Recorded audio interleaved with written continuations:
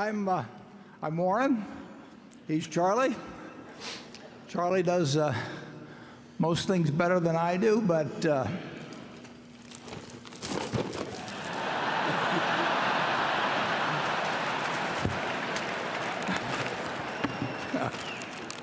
one's a little tough.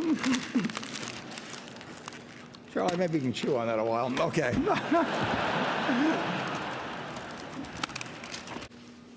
This morning, we posted both our earnings and our 10Q, and if we can put up slide one, you can take a look at what was reported. And as I warned you in the annual report, a new accounting rule was introduced at the beginning of this year, and it provides that our equity securities, whether we sell them or not, are marked to market every day. So we can have a gain or loss of a couple $2 billion in our equity securities portfolio, and that day, according to the accounting principles now in effect, which are a change, will be recorded as making a couple $1 billion that day or losing a couple billion. And I told you that would produce some very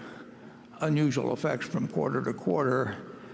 And it further explains why I like to release our earnings early Saturday morning, and as well as the 10Q, to give people a chance to read through the explanation. Because if you just were handed this with a TV monitor, at 3:30 in the afternoon or whatever it might be, you would report the net earnings figure understandably very quickly, and it really is not representative of what's going on in the business at all. So if you look at the figure of operating earnings, which is what we look at, we actually earned a record amount for any quarter we've ever had, and that includes no realized gains or losses on securities or on the few remaining derivatives we have. You might leave that slide up there just a little longer. Maybe it is up. The insurance underwriting, Geico had quite a good sized turnaround in profitability, and a good gain, although not as big a gain as last year, which was a record in terms of policies in force. And really throughout most of our businesses, and the details are on the 10Q, which is up on our website now. And as you can see, the railroad was up significantly, and we had most of our businesses tended to be up. Now, we were aided in that in a material way by the reduction in the federal income tax rate from 35% to 21%.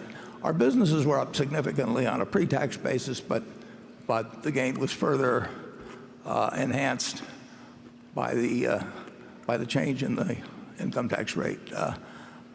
So that pretty well sums up the first quarter. We'll probably may well get some questions on it when we get into the question and answer section.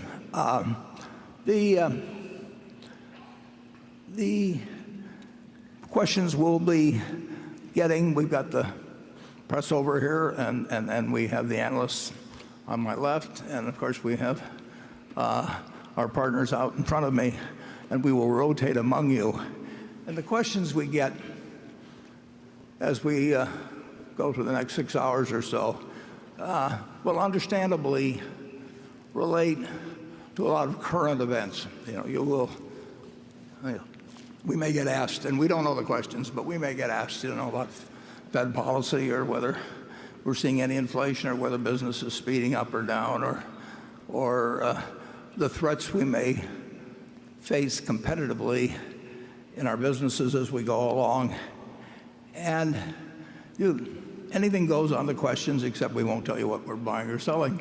But it really can be a question sometimes of confusing the forest with the trees. And I would like to just spend just a couple of minutes giving you a little perspective on how you might think about investments as opposed to the tendency to focus on what's happening today or even this minute as you go through. And to help me in doing that, I'd like to go back through a little personal history, and we will start. I have here a New York Times of March 12th, 1942. I'm a little behind on my reading. And if you go back to that time, it was just about 3 months since we got involved in a war which we were losing at that point. The newspaper headlines were filled with bad news from the Pacific, and I've taken just a couple of the headlines from the days preceding March 11th, which I'll explain. It's kind of a momentous day for me. And so you can see these headlines. We've got slide 2 up there, I believe.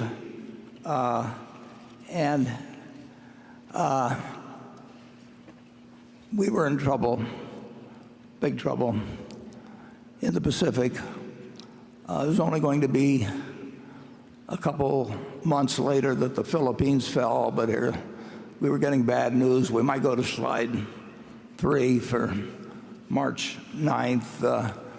I hope you can read the headlines anyway. The price of the paper is 3 cents, incidentally.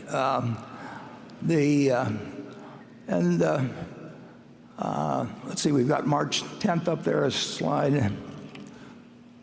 When I get to this advanced technology of slides, I want to make sure I'm showing you the same thing that I'm seeing in front of me. So anyway, on March 10th, when again, the news was bad. Full clearing path to Australia. And it was like, the stock market had been reflecting this. And I'd been watching a stock called City Service preferred stock, which had sold at $84 the previous year. It had sold at $55 the year before, early in January, 2 months earlier. And now it was down to $40 on March 10th. So that night, despite these headlines, I said to my dad, I said, I think I'd like to pull the trigger. And I'd like you to buy me three shares of City Service Preferred the next day. And that was all I had. I mean, that was my capital accumulated over the previous 5 years or thereabouts. And so my dad the next morning bought 3 shares. Well, let's take a look at what happened the next day. Let's go to the next slide, please. And it was not a good day. The stock market, the Dow Jones Industrials broke 100 on the downside. Now they were down 2.28%, as you see, but that was the equivalent of about a 500-point drop now. So I'm in school wondering what is going on, of course. Incidentally, you'll see on the left side of the chart, the New York Times put the Dow Jones Industrial Average below all the averages they calculated. They had their own averages, which have since disappeared, but the Dow Jones has continued. So the next day, we can go to the next slide, and you will see what happened. The stock that was at 39, my dad bought my stock right away in the morning because I'd asked him to, my 3 shares. And so I paid the high for the day. That 38 and a quarter was my tick, which is the high for day. And by the end of the day, it was down to 37, which was really kind of characteristic of my timing in stocks that was going to appear in future years. But it was on what was then called the New York Curb Exchange, then became the American Stock Exchange. But things, even though the war until the Battle of Midway looked very bad, and if you'll turn to the next slide, please, you'll see that the stock did rather well. You can see where I bought it, 38 and a quarter.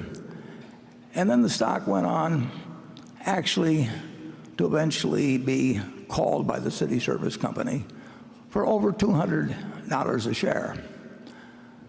But this is not a happy story, because if you go to the next page, you will see that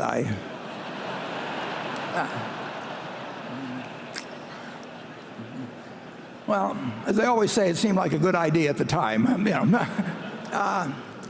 So I made $5 on it. It was again typical of behavior.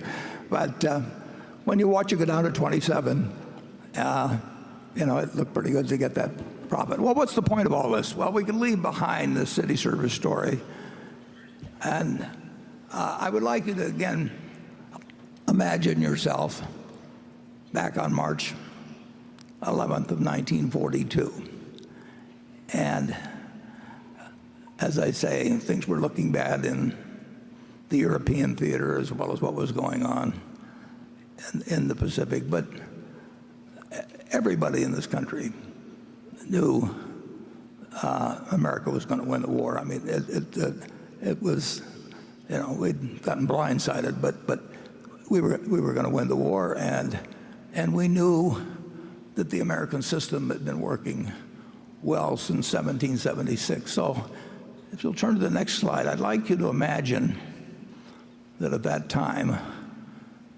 you had invested $10,000, and you put that money in an index fund. We didn't have index funds then, but you in effect bought the S&P 500. Now I would like you to think a while, and do not change the slide here for a minute. I'd like you to think about how much that $10,000 would now be worth if you just had one basic premise, just like in buying a farm, you buy it to hold throughout your lifetime and you look to the output of the farm to determine whether you made a wise investment. You look to the output of the apartment house to decide whether you made a wise investment if you buy an small apartment house to hold for your life. And let's say instead you decided to put the $10,000 in and hold a piece of American business and never look at another stock quote, never listen to another person give you advice or anything on the sort. I want you to think how much money you might have now. And now that you've got a number in your head, let's go to the next slide and we'll get the answer. You'd have $51 million, and you wouldn't have had to do anything. You wouldn't have to understand accounting. You wouldn't have to look at your quotations every day like I did that first day. I'd already lost $3.75 by the time I came home from school. All you had to do was figure that America was going to do well over time, that we would overcome the current difficulties, and that if America did well, American business would do well. You didn't have to pick out winning stocks. You didn't have to pick out a winning time or anything of the sort. You basically just had to make one investment decision in your life. And that wasn't the only time to do it. I mean, I could go back and pick other times that would work out to even greater gains. But as you listen to the questions and answers we give today, just remember that the overriding question is, how is American business going to do over your investing lifetime? I would like to make one other comment because it's a little bit interesting. Let's say you'd taken that $10,000 and you'd listen to the prophets of doom and gloom around you, and you'll get that constantly throughout your life. And instead you'd use the $10,000 to buy gold. Now for your $10,000, you would have been able to buy about 300 ounces of gold. And while the businesses were reinvesting in more plants and new inventions came along, you would go down every year look in your safe deposit box, and you'd have your 300 ounces of gold, and you could look at it, and you could fondle it, and you could, whatever you wanted to do with it. But it didn't produce anything. It was never going to produce anything. And what would you have today? You would have 300 ounces of gold, just like you had in March of 1942, and it would be worth approximately $400,000.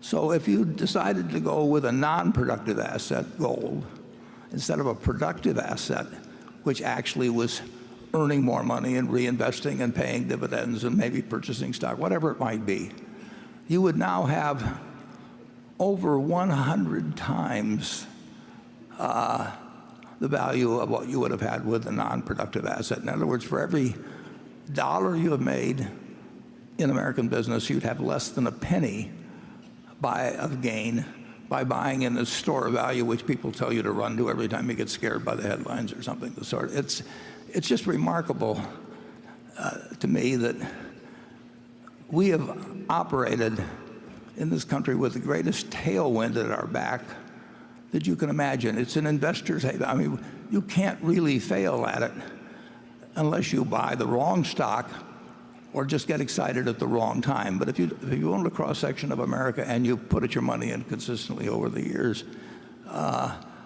there's no comparison against owning something that's going to produce nothing.